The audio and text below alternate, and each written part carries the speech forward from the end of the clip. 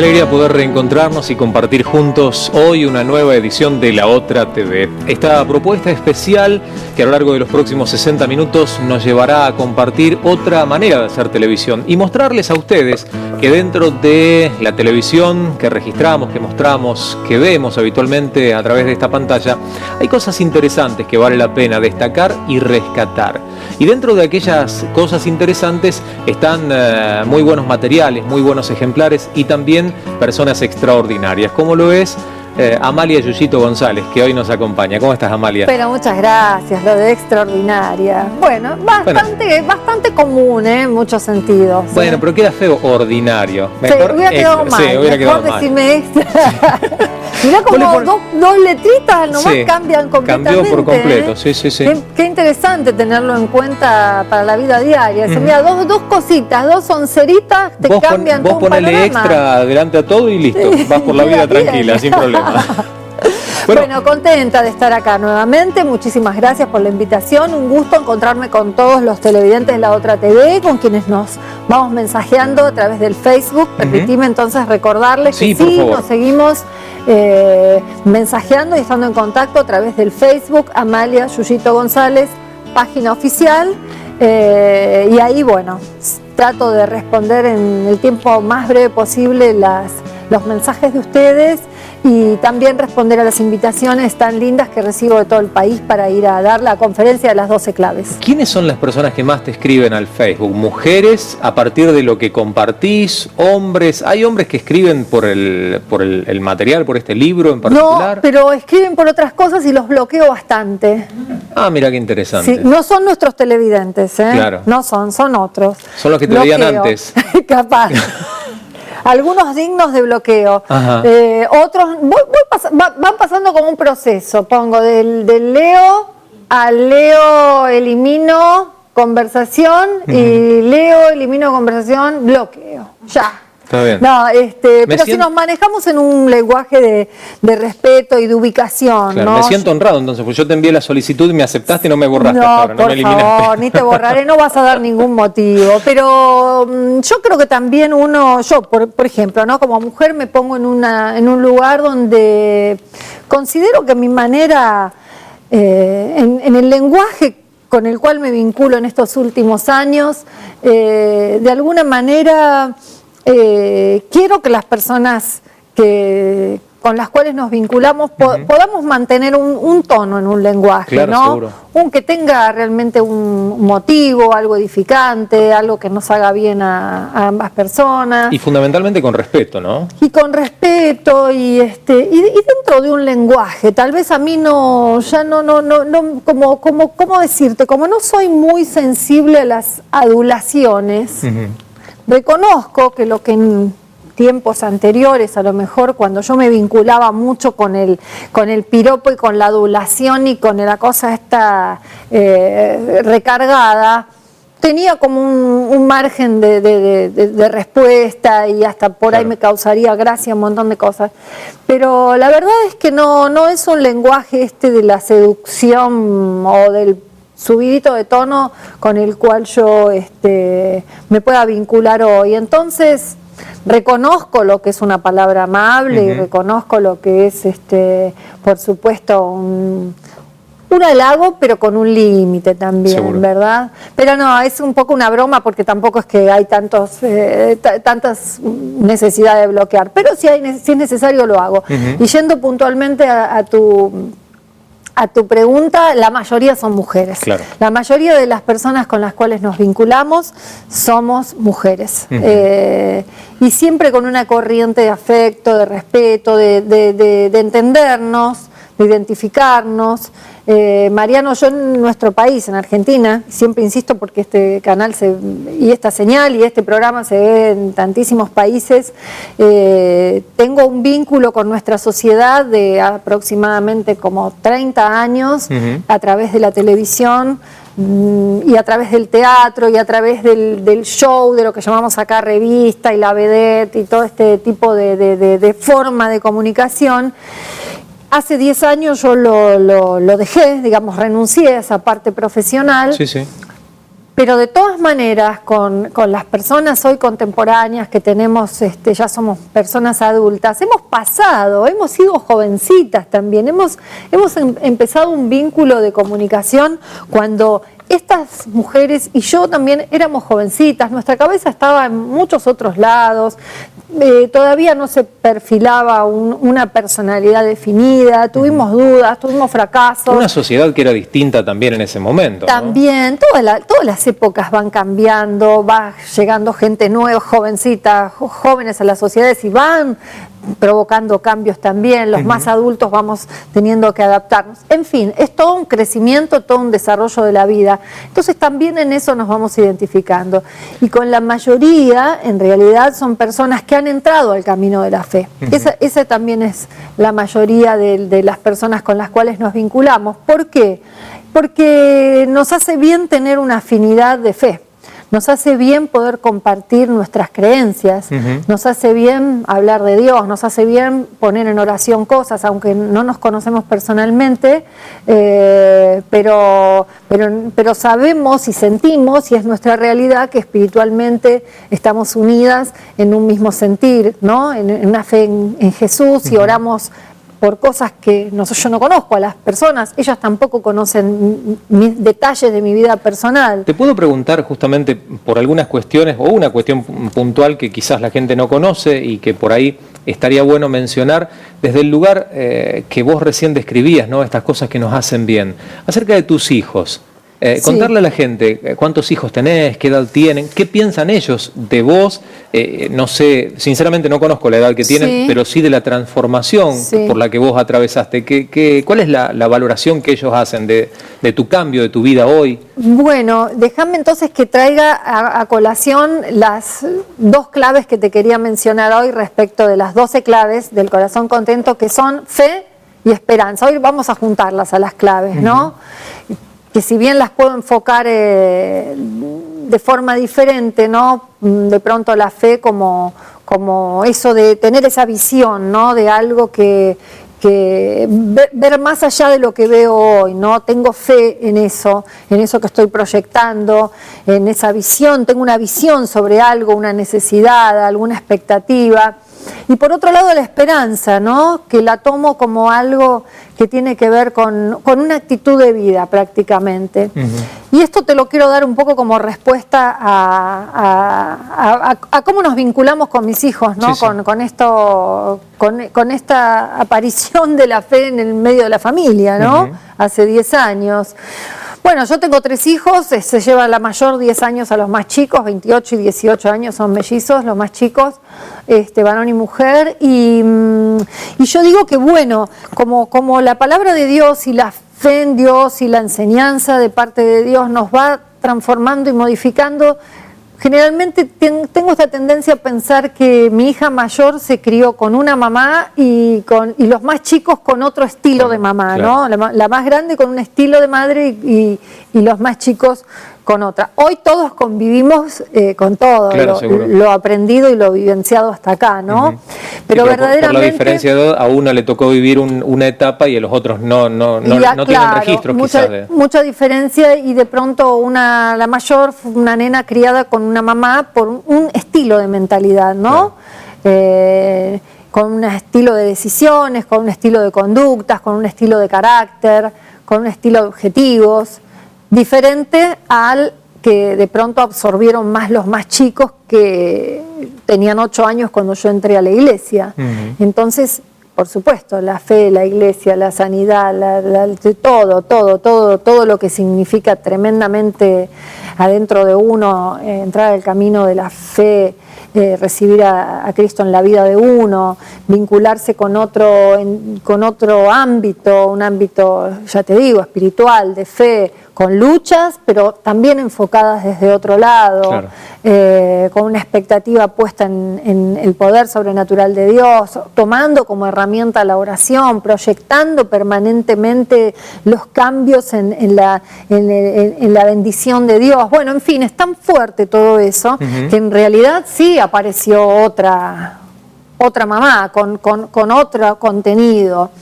Pero eso puede pasar en infinidad de familias, de hecho sucede porque mismo en el matrimonio, mujeres que entran al camino de fe y el esposo no, claro, o al revés.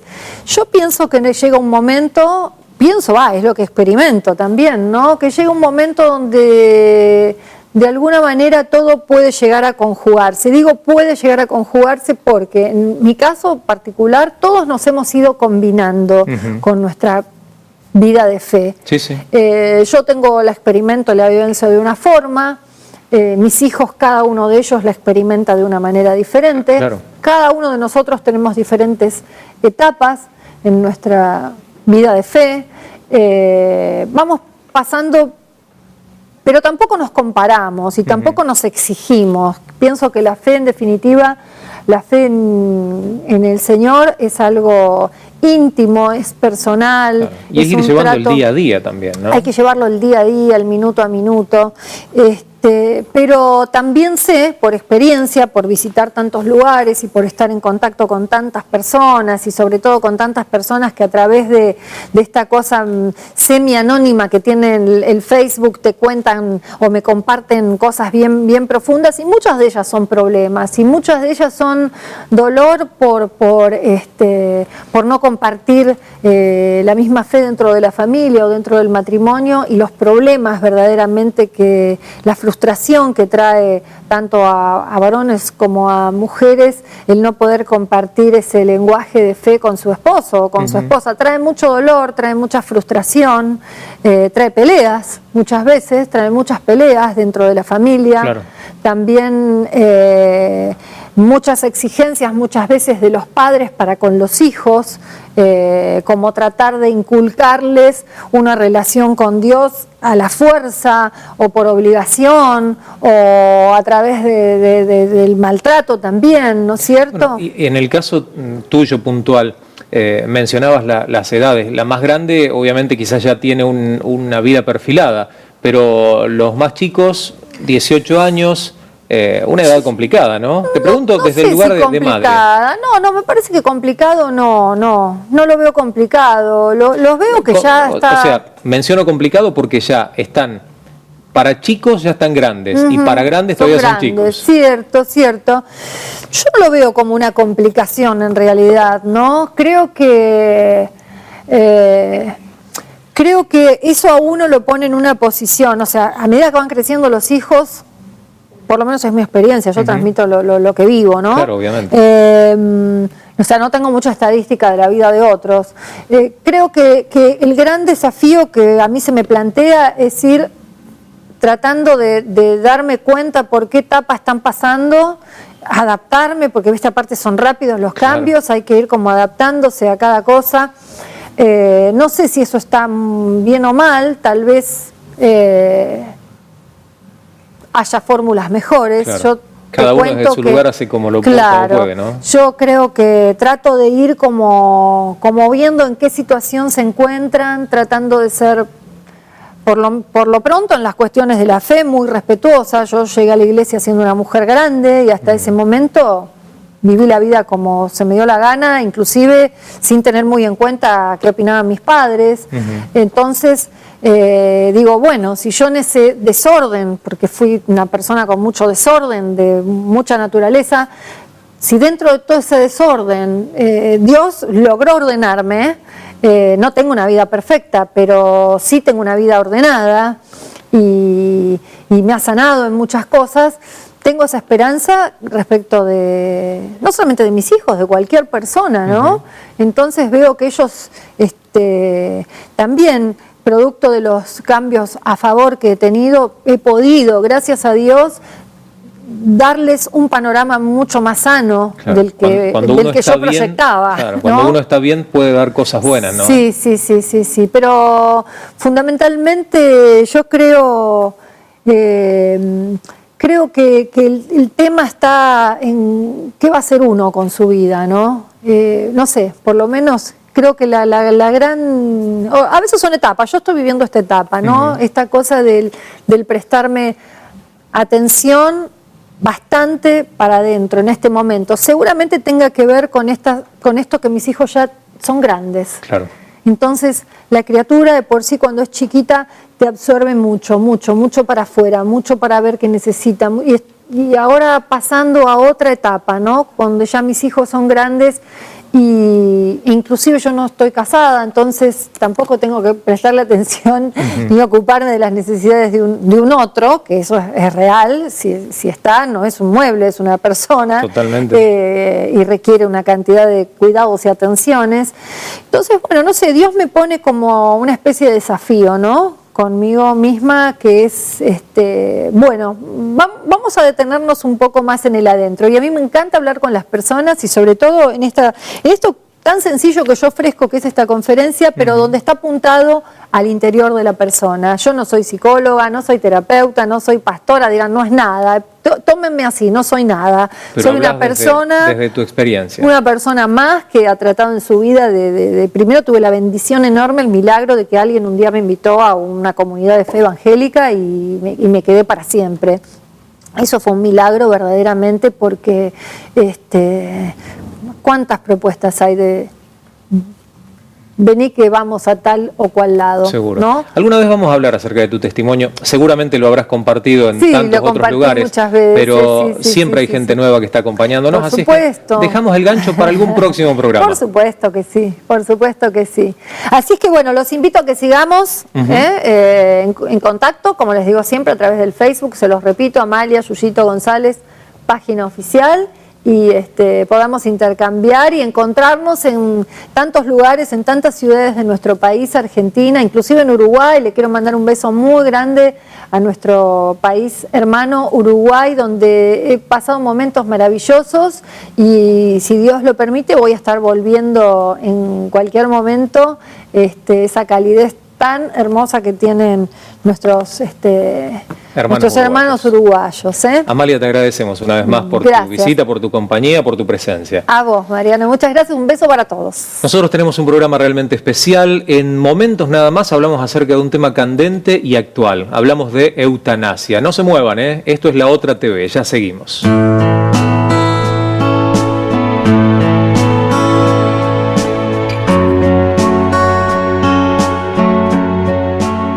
Tenemos un tema realmente interesante para compartir junto a todos ustedes en La Otra TV.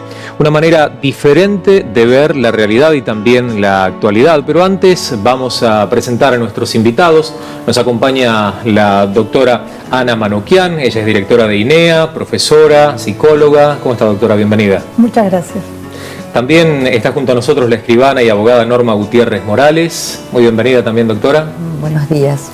Y el doctor David Corbalán, también abogado, muy bienvenido. Gracias. Vamos a hablar, y por eso los invitamos para poder tener palabra autorizada a propósito de un tema de candente actualidad, como lo es la muerte digna. Es tapa de todos los diarios, en este caso compartimos la imagen del diario Crónica, que habla acerca de esta determinación de la Corte Suprema de Justicia que reconoció el derecho de una familia de un paciente neuquino a interrumpir el tratamiento que lo mantuvo vivo de manera artificial durante 20 años. 5 horas después del fallo, el hombre falleció. La resolución sienta jurisprudencia para futuras causas similares. Un tema de candente actualidad en donde podemos dar y compartir diferentes miradas. Y me gustaría poder conocer la mirada que tienen los profesionales del derecho a propósito de esta determinación de la Corte Suprema de Justicia. ¿Quién de los dos letrados le gustaría tomar la palabra primero? Bueno, vamos a hacer una excepción porque ya lo habíamos comentado. Tenía que empezar la dama, pero lo voy a empezar yo. Le permito. Ya estoy autorizado. Yo empezaría definiendo qué es la eutanasia para poder ubicar el marco legal. La eutanasia es deliberadamente, intencionalmente hacer que una persona muera siempre y cuando esta persona esté en un estado crítico o ya ha sido desahuciada médicamente, no tiene solución, sabemos que va a morir, con la finalidad de que su muerte sea digna. ¿Hay relación, similitud o aproximación a la definición de muerte digna y eutanasia? Y agrego otro término, ¿suicidio asistido? No, son cosas distintas. En realidad, en el original, la muerte digna es eutanasia, en realidad, ¿no? De ahí viene la palabra. Yo lo amplié un poquito. Pero justamente está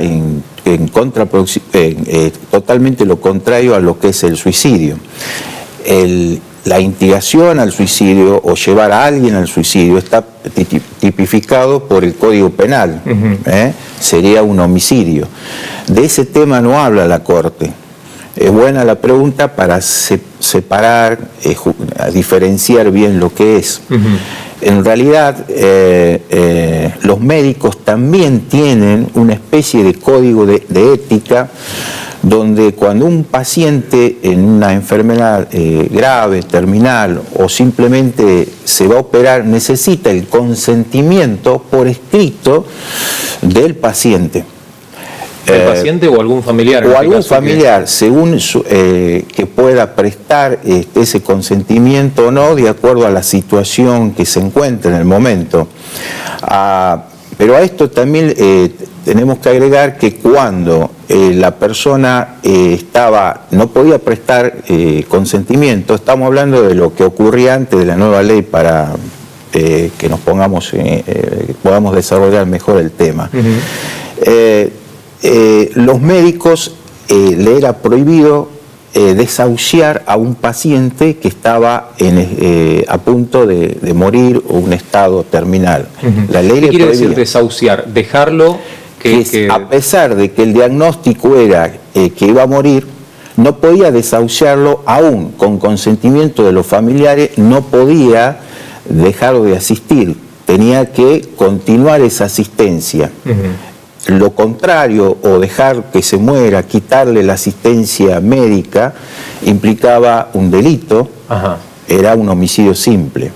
¿A partir de ahora las cosas cambiaron de acuerdo a esta determinación de la Corte Suprema de Justicia, doctora? ¿O es para este caso puntual? Lo que pasa es que para cada cuestión vas a tener que pedirlo. O sea, yo lo que entiendo esto. Ahora, abonando un poco lo que dice el doctor, es las cuestiones que tienen que ver con la asistencia, con la eutanasia. También pensaba en el rol, ¿no?, de los escribanos que tenemos que disponer con personas que están lidiando con una enfermedad terminal y que también quieren tener ciertos cuidados y no otros. Por ejemplo, negarse a recibir determinados tratamientos. O sea, existe la posibilidad de que esta voluntad pueda ser volcada en una especie de testamentos que son vitales, donde vos podés disponer acerca también de tu propia incapacidad. Si yo tengo cierta incapacidad, quién quisiera que me cuide, cómo quisiera ser cuidado, qué medicamentos quisiera que me suministren. Bueno, todo ese tipo de cuestiones se pueden volcar con la voluntad de la persona cuando está bien, ¿no? Y eso, si fue hecho delante de un escribano, tiene que cumplirse rigurosamente. Sí, se tiene que cumplir. Hay cuestiones que tal vez estén en conflicto, si estas disposiciones están en conflicto con el orden público, bueno, ahí siempre va a tener que haber un juez de por medio, ¿no? Claro. Doctora Manoukian, le pregunto, ya dejando de lado las cuestiones legales y yéndonos un poco por el lado de la fe, ¿no cabe siempre la posibilidad, la esperanza de un milagro? ¿No se le puede cerrar la puerta justamente a eso inesperado que pueda ocurrir a último momento para revertir un cuadro que quizás los médicos marcan como terminal? Sí, por supuesto que yo creo en los milagros y entiendo que Dios hace las cosas como quiere. Pero refiriéndome un poco a esto desde la parte de fe y desde la parte ética, que tiene mucho que ver con la Iglesia, cómo nosotros como cristianos entendemos lo que es la muerte, ¿no? El doctor decía, hay algo que hoy es el suicidio asistido, que existe hace muchos años. El doctor paisano mío, Jacques Kevorkian, en Estados Unidos, que era armenio, asistió a 130 personas que eran enfermos terminales y que iban por su propia voluntad o inclusive con los mismos familiares a recibir una como una inyección letal, ¿no? Con una dosis letal de cloruro de potasio. Entonces, era una muerte, un tipo de muerte. Claro. Y era un suicidio, porque la persona misma podía decidirlo e ir. Lo otro que estábamos hablando, de esto que se llama muerte digna o ortotanasia, esta ortotanasia es distinto, porque en realidad la persona sigue viviendo. El caso fue que siguió viviendo 5 años más, 5 horas más. 5 horas más, después de que lo en desconectaron. Estados Unidos hubo un caso muy famoso que se llamaba Karen, no me acuerdo cuánto. Killian, me parece. Killian, que siguió viviendo por muchos años, por más que la desconectaron. Y en esa época yo me acuerdo, porque yo soy profesora de ética, y hablábamos de la ética de los servicios médicos. Como si lo mantienen vivo siguen cobrando, decíamos, ¿no? Entonces había como algo maléfico en que siga viviendo. Pero en realidad tenemos que darle mucha importancia a esto a partir de ahora, porque cada vez la tecnología médica hace que la vida se extienda de cualquier manera. El tema es qué pasa con los que están alrededor. Porque la persona puede estar inconsciente o puede estar con una enfermedad terminal desahuciado, pero la verdad es que lo que necesitan los familiares es muy importante. Lo que yo me imagino, porque yo tuve mi esposo que estuvo 20 años con un cáncer latente, claro, acá también estuvo 20 años inconsciente. Mi esposo no estaba inconsciente, pero el cáncer estaba latente. Sabíamos que en algún momento teníamos que decidir qué hacer. Bueno, y surgió, hace 2 años surgió que hubo que decidir qué hacer. Entonces, yo me pregunto, ¿cómo los familiares viven esos 20 años, o esos 2 años, o esos 8 años? Lo viven en función del enfermo. Claro, en este caso puntual, y de acuerdo a la historia de este hombre, los papás fallecieron mientras él estuvo agonizando de esta manera. Los hermanos, obviamente cada uno llevó adelante su vida, tuvieron un tiempo de internación, pero después tuvieron que sacarlo. Claro. Digo, 20 años es mucho tiempo. Es mucho tiempo, pero también es mucho el dilatar el sufrimiento, no solo de la persona que quizás está inconsciente, sino de los que están alrededor. Por eso nosotros como cristianos tenemos que ver todo el panorama.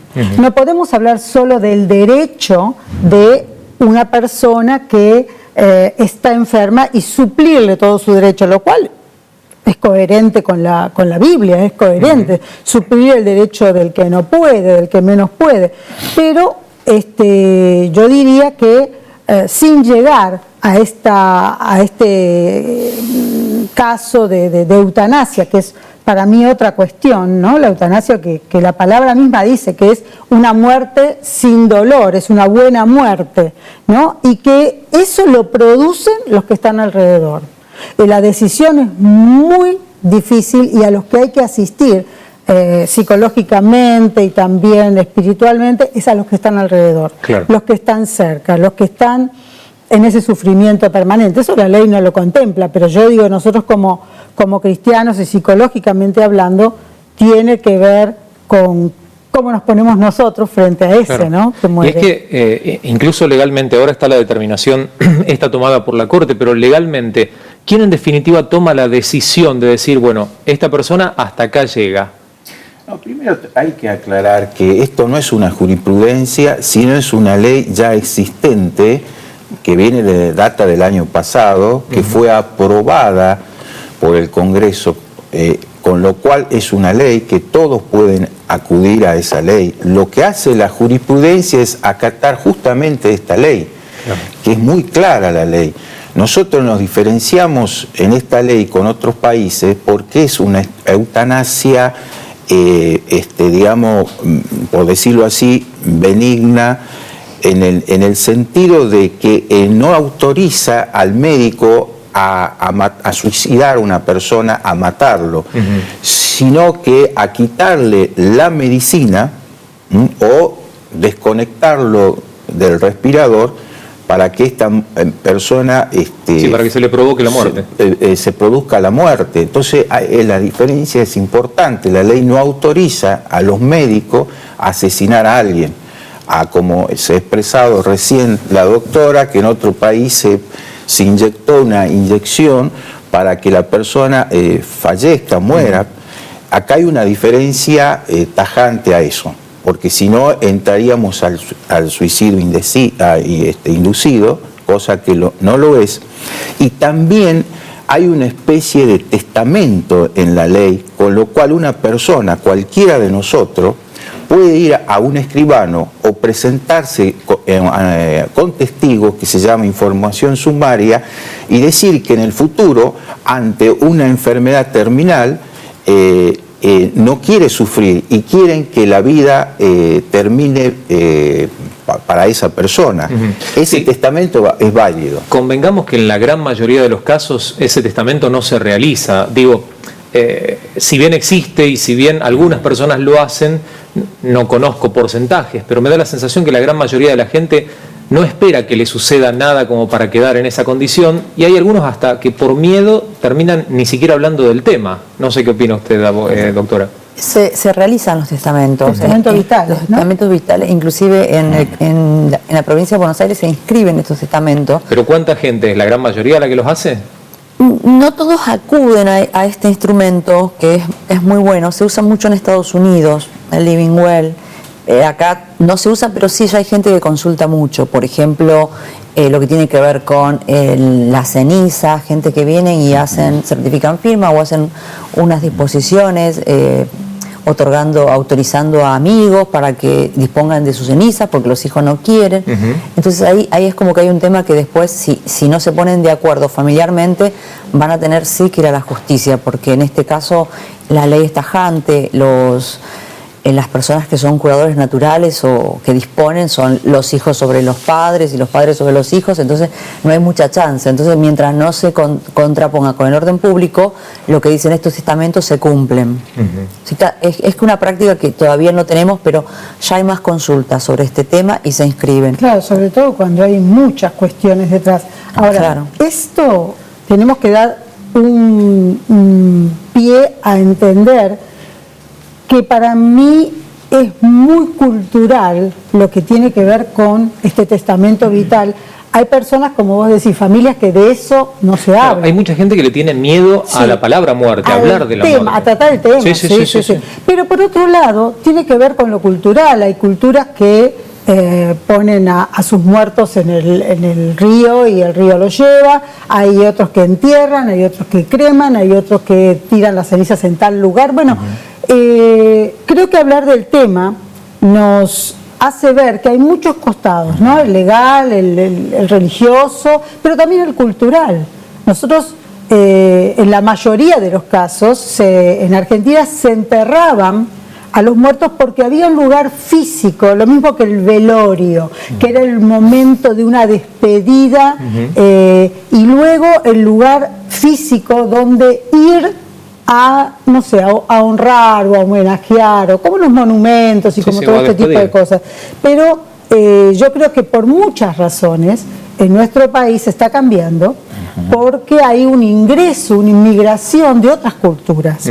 Y también hay un tema económico que no podemos dejar de pensar. Hay que mantener ese lugar, así como en este caso de la muerte asistida, hay que mantener la familia o la obra social, el lugar que el enfermo terminal ocupa, también toda la familia, y pasan generaciones donde hay que mantener ese lugar donde están los restos mortales de alguien. Entonces, es que lamentablemente tiene muchas aristas, ¿no? Hay un negocio vinculado a la muerte, desde el hecho del velatorio, la casa mortuoria, el féretro. Es feo hablar de todo esto, pero en realidad la corona, ver que hay muchas áreas. La económica es una, la legal es otra, la ética es otra, la de la fe es otra. Yo quiero, no es que querramos hablar de este tema, pero como dice Heidegger, si hay algo de lo que estamos seguros cuando nacemos es que vamos a morir. Claro. El tema es que no todos lo asumimos de la misma manera. Claro, ¿no? Además uno va cambiando con el tiempo. Por ejemplo, yo cuando pensaba en los restos de mi madre, o mi madre decía, yo quiero que me cremen y que se olviden, yo pensaba que era bueno eso, pero cuando ella falleció yo dije, no, eso no, era como que nadie, o sea, tampoco es que lo puso como una manifestación, pero inmediatamente yo pensé, dije, no, yo quiero ir a un lugar donde ella esté, quiero ir de vez en cuando, una vez al año, lo que fuere, quiero que esté, ¿entendés? Porque el ser humano cambia Y justamente con las disposiciones también pensaba, ¿no? Cuando yo la veía, la asistí en terapia intensiva y con tanto tubo, yo decía, yo no quiero que le den tantas cosas, y en realidad ya dijeron que no tiene mucho tiempo, y la alimentaban, y yo en un momento fui y le dije, mira, si ella se recupera la alimentamos, ¿por qué no? Yo decidí, o sea, tengo un montón de hermanos y me tocó decidir que eso le hacía mal, porque yo notaba que en vez de irse en paz, es como que sufría, porque la sonda la estaba lastimando, y yo no soy médica, y tuve que hacerlo, y la verdad pero desde el lugar de hija, claro, y a mí me costó tomar esa decisión, y dije, no, por favor, si ella mejora, te pido que la alimentes de nuevo, pero por ahora, y el chico lo hizo, y ella, no sé, en un poco tiempo más, en unas horas más ya falleció, y yo hasta el día de hoy dije, decidí esto, pero sé que estuvo en paz, ¿entendés? Entonces esas decisiones van cambiando. Uno tiene una idea, pero cuando se te presenta la situación, vos vas cambiando, vas mutando. Me gustaría, doctora Manukyan, que pudiéramos profundizar un poquitito el tema del miedo a la muerte. Usted recién decía, ¿no?, citando a este autor a propósito de que uno nace sabiendo que va a morir, es lo único seguro que tiene. Pero hay gente que nace y vive su vida no queriéndose morir. Sí, además de eso, no queriendo ni hablar del tema, ni tampoco elaborarlo. Hay personas que quedan enquistadas en eso. Yo recuerdo una mujer muy mayor y me dijo, la verdad que yo, dice, estoy mal por mi mamá, porque falleció. Y yo dije, esta mujer es muy mayor. Digo, ¿cuántos años tendrá la mamá que falleció?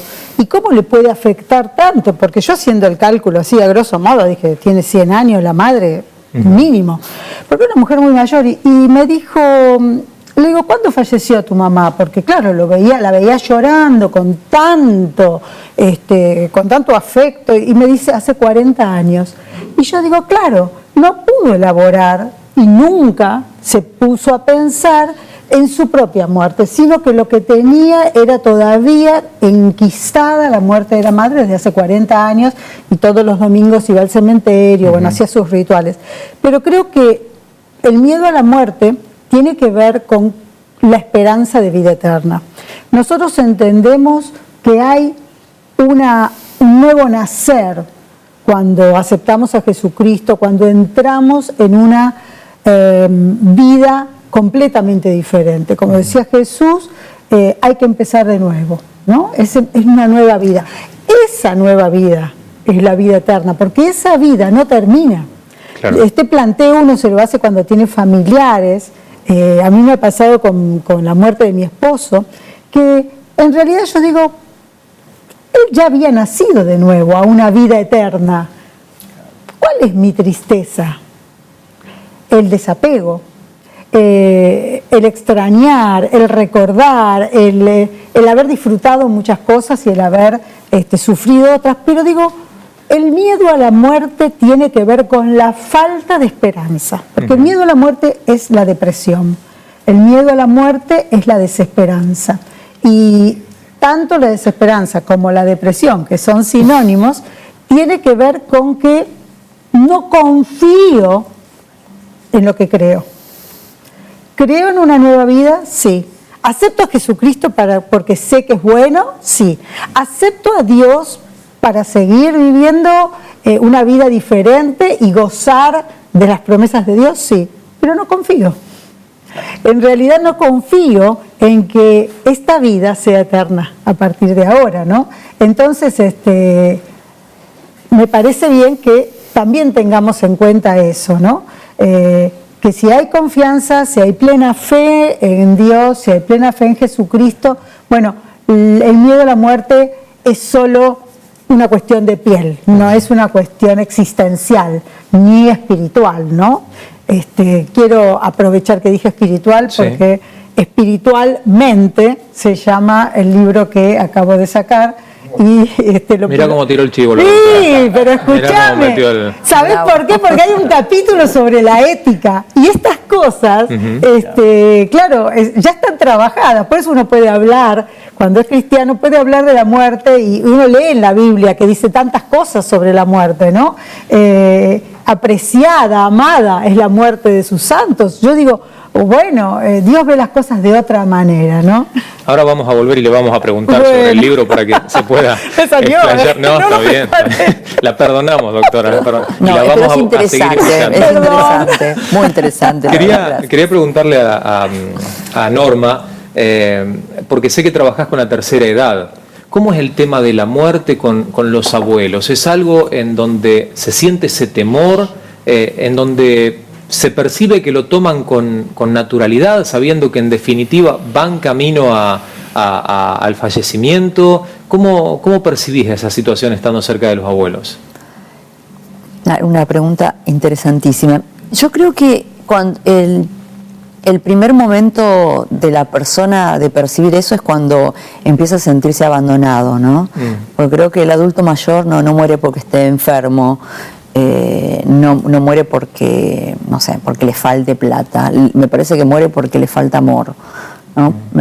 Cuando yo trabajaba en el comedor comunitario, una de las cosas que me gustaba es que yo los tocaba, todos pasaba y le tocaba la espalda, sí. No lo podía besar a todos, pero sí los tocaba porque a veces tampoco se dejan tocar o abrazar. Sí, sí. Y yo pensaba, por ahí pasan semanas sin que los hijos lo vean o alguien lo abrace o lo bese. Entonces ese tema me parece que es importante, ¿no? Poder abrazar a los viejitos, acariciarlos, decirle que los querés. Sí, manifestarle el cariño y el amor. Sí, aparte desde el momento en que ellos tienen discernimiento, que sigan decidiendo acerca de su vida, acerca de sus bienes, y creo que en eso no sé si puedo marcarte especialmente que si ellos saben, pero sí saben del abandono. Y si esa tristeza se traduce, por ejemplo, claro. Una de las cosas que dicen los médicos o la gente es el invierno, cuántos viejos van a morir, porque es el frío y es la indiferencia, y ahí tenés todo, ¿no? Tenés claro, una pauta, se suma. Vuelvo, doctor, en una cuestión legal, para hablar acerca de los médicos vinculado a esto de la eutanasia y la muerte digna. Hemos escuchado, hemos crecido oyendo hablar acerca del juramento hipocrático que los médicos tienen, en donde juran justamente o manifiestan su deseo, y tienen que expresarlo y canalizarlo así, de salvar vidas. Están para eso. ¿No es chocante una determinación como la que toma la Corte contra la decisión que los médicos tienen que poner de manifiesto, quitándole la vida, entre comillas, a un paciente? Lo que pasa es que la ley actúa justamente porque el médico informa de alguna manera a los jueces de que su caso es irreversible, que ya no hay ninguna forma que la persona va a vivir. Y en casos extremos a veces es muy doloroso porque el tratamiento no logra que la persona no tenga dolor. Hay a veces en la medicina tratamiento específico que es para el dolor, en cánceres terminales, pero a veces eso no es suficiente y la persona está sufriendo, entonces ahí los familiares toman una decisión. Pero yendo a lo que decía acá la doctora en el tema estrictamente que nos compete cristiano, para la Biblia, el cristiano que aceptó a Cristo venció la muerte, porque justamente Cristo venció la muerte, y ¿dónde está, oh muerte, tu aguijón? Con lo cual la Biblia usa el término es dormir con Cristo. Y nosotros sabemos que vamos a dormir si no viene Cristo antes, y vamos a ir al cielo no por nuestros méritos, sino por haber aceptado a Cristo. Pero aquellos pastores o ministerios que actualmente están trabajando en los hospitales justamente no están muy de acuerdo con esta ley, porque han tenido experiencias tremendas. Yo he conversado con ellos, donde personas en estados terminales han aceptado a Cristo. Entonces este tema de que los familiares tomen una decisión, por más sufrimiento que tengan, y los desconecten, impide justamente que acepte a Cristo, ¿no? Claro. Porque de alguna manera esto es una cuestión que la ley no obliga a nada, cada familiar va a tomar una decisión, y aún en el ambiente cristiano cada caso es distinto a otro. Hay gente que está sufriendo muchísimo. En mi caso yo tuve vengo de una familia cristiana, mi padre estaba sufriendo muchísimo y nosotros oramos y le pedimos a Dios que se lo llevara, entendiendo que él ya había, inclusive él lo había manifestado y nos había dicho antes que esto iba a pasar. Y la verdad, terminamos de orar y él partió a la presencia de Dios. Y para nosotros, cuando mirábamos ese cuerpo inerte, decíamos, él no está ahí, si no está en el cielo. Y nosotros, como dijo David, ya no vamos a esa persona, ahora nosotros vamos al cielo y lo vamos a encontrar. Entonces acá el tema de esta ley, el debate es sobre todo lo que queremos que el mundo o el país va a cambiar a través de que se acepte a Cristo. Y entonces hay personas que están en los hospitales que esta ley va a impedir esa oportunidad.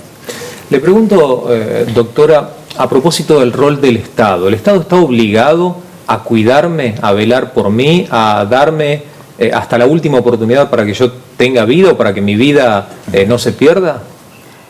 Yo te puedo comentar, el Estado tendría que darte eso, pero por el caso de la gente que está, los jubilados y todo, a veces no pasa eso, porque simples medicamentos que no llegan hacen que personas fallezcan. Claro. Porque si a una persona que pierde, no sé, las proteínas y le falta la albúmina y después no la tiene, también ahí estamos hablando de un abandono de persona.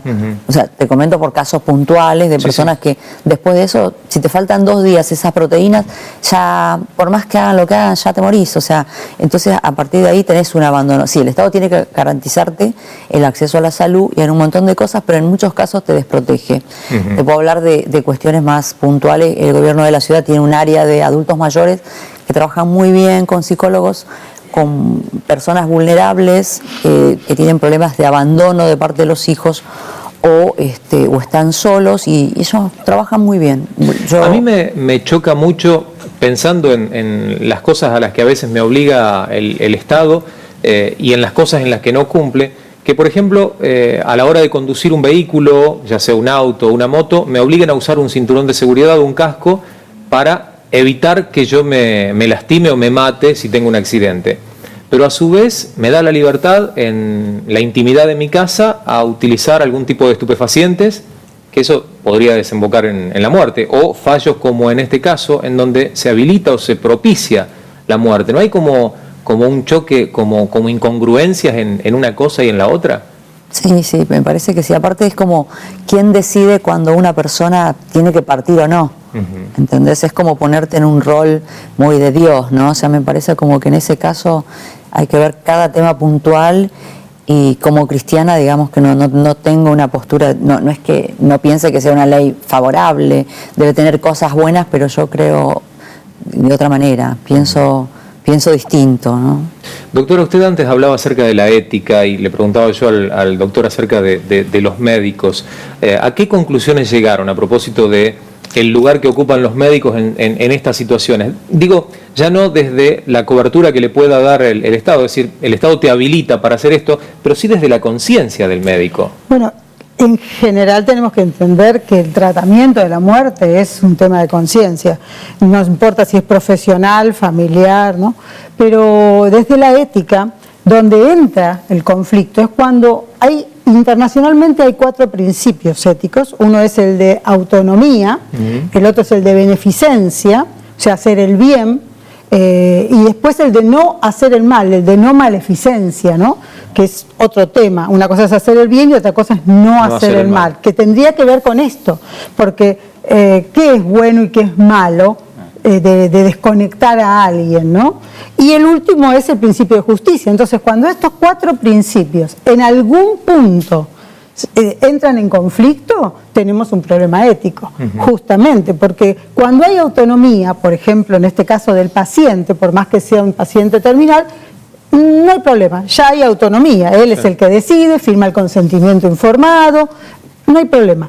Cuando es de beneficencia, los que hablan tienen que decir justamente hacer el bien al otro, porque la persona que está en la cama está internado o está desconectado del mundo y viviendo conectado a algo superficial para poder vivir. Entonces la idea es no hacerle el mal, sacarle o desconectarle es hacerle el mal, es un principio ético.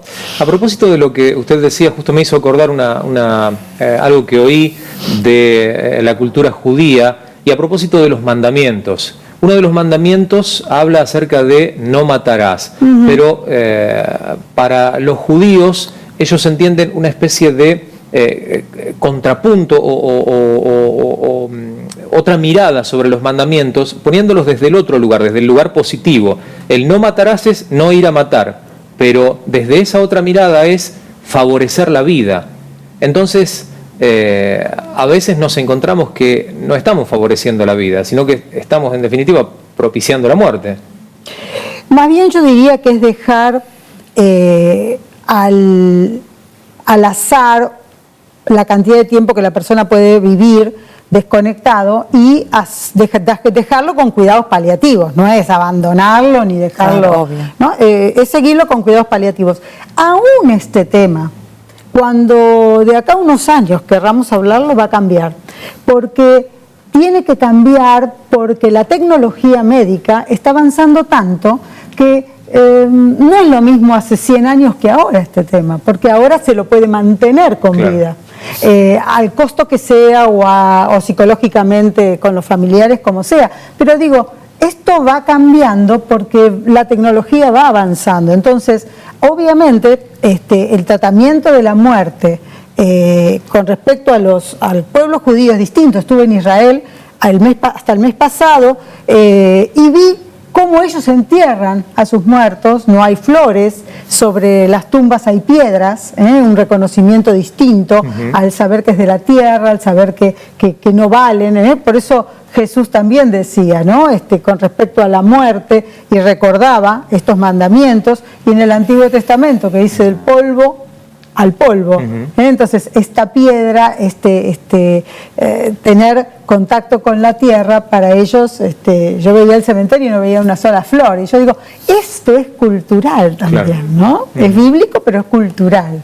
Sí, incluso el hecho de la misma presentación o el formato edilicio que tienen muchos cementerios hoy. Conocíamos la posibilidad de enterrar a nuestros muertos en panteones, en nichos, y se está poniendo, o ya está muy de moda, el tema de ponerlos bajo tierra y esos cementerios tipo jardín al estilo de Estados Unidos, ¿no? Y esa necesidad de ir viendo ese cambio que, como usted en algún momento de la charla lo dijo, ¿no? Viene llegando desde otras culturas que se van instalando por moda, por estrategia, por marketing a veces. Por negocios. Sí. Quería preguntarle, doctor, antes de que se nos termine el programa, por su libro. Mentalmente. No tenía que haber dicho nada, pero bueno, se llama Espiritualmente. Cómo es la relación entre el cerebro y el espíritu y cómo se logra una inteligencia espiritual para vivir una vida plena, ¿no? ¿Y qué la motivó a escribir este libro? Muchas cosas y mucha gente. Pero sí mis estudios que tienen que ver con las neurociencias, que tienen que ver con la teología, con la psicología. Entonces necesitaba escribir esto para mostrar que somos seres espirituales y que además somos seres pensantes, y una cosa no está separada de la otra, sino por el contrario, ¿no? Vivir una vida plena aquí en la tierra, vivir una vida con la intención de eternidad, como vida eterna desde acá. Bueno, eso tiene que ver con una relación entre el espíritu y la mente, ¿no? Que pensamos, y bueno, cada capítulo va llevando, uno era el de la ética, otros capítulos de neurociencias, capítulos que tienen que ver con el origen de las palabras en la Biblia. Bueno, muchos temas que lo que se trata es de esta conexión, inclusive en la tapa se puede ver, ¿no? El cerebro conectado o enchufado a algo espiritual. ¿Cuándo va a ser la presentación del libro? Ya que está, lo promocionamos un poquito. No, ya. Ahora en julio, fines de julio, quizás ya esté en la Feria del Libro Cristiano, vamos a ver. Pero igual va a estar en las librerías seculares también, y va a estar en la Feria del Libro, bueno, va a estar en muchos lugares. Ahí está. Muchas gracias. No, por favor, al contrario. Es más, cuando lo tenga, me imagino que usted ya algún ejemplar debe tener, pero no ha sido presentado oficialmente, ¿no? Pero mira, soy tan marketinera que ni lo traje. Claro. Perdón, pero de todas maneras el chivo lo metió, le quiero decir. No, pero sin ninguna intención, porque si no tenía que haber sacado algo, no sé. No, sin ninguna intención. Quería tomar estos minutos finales para pedirle una pequeña reflexión a cada uno de ustedes a propósito del tema que hemos abordado. 30 segundos para dejar una pequeña reflexión. Doctor, ya que tomó la palabra en primer lugar, se lo pedimos primero a usted. Claro, en relación a esta ley, cada persona en su intimidad tiene que tomar esa decisión, y también quiero agregar que hubo una cuestión muy comercial empujada por las obras sociales para que esta ley salga, porque a ellos no les conviene, digamos, indefinidamente tener gastando en un paciente que no va a vivir. Por eso la ley es sabia también al decir, y esto lo podemos receptar cristianamente, que el cuerpo humano no tiene un valor comercial sino afectivo. Claro. Doctora, su minuto de reflexión. Lo que yo quería decir es que en cada caso se piense, ¿no? Que se piense primero en la persona que está pasando por la situación y también en el contexto familiar, ¿no? Porque se dan casos de personas que no tienen quien los atienda, no tienen quien los cuida, y entonces, pero siempre va a haber alguien que tal vez no sea del entorno que pueda hacer ese trabajo de cuidarlo, que no le molesta ocuparse, ya sea en forma profesional o por cariño, que siempre va a haber alguien que te pueda ayudar, ¿no? Que no dejen todo librado a un grupo que no tiene tiempo o que es egoísta, ¿no? Sí. Darle la oportunidad a una persona de permanecer. Doctora. Yo quiero hacer un llamado más bien a familias cristianas y a iglesias o a pastores que tengan en cuenta el tema de la vida eterna, la esperanza en Cristo, la segunda venida. Son temas que yo voy a muchas iglesias y también, escucho muchos predicadores, pero no veo que este sea un tema de moda. Es un tema que por un lado parece triste, pero para nosotros los cristianos la muerte no es triste, y yo creo que el que no descubrió eso y todavía le sigue afectando psicológicamente y espiritualmente, tendría que rever su fe. Totalmente. Les agradezco a cada uno de ustedes por este tiempo, por haber compartido sus reflexiones, su punto de vista, su análisis desde el punto de vista legal, profesional y personal sobre un tema tan delicado como es justamente la muerte digna y la eutanasia. Un programa realmente especial el que compartimos en el día de hoy. Por supuesto, los invitamos para reencontrarnos en un tiempito nada más por esta misma pantalla. Esto ha sido La Otra TV, una manera distinta de hacer y de mostrar televisión, pero desde otro lugar. Muchas gracias, nos encontramos.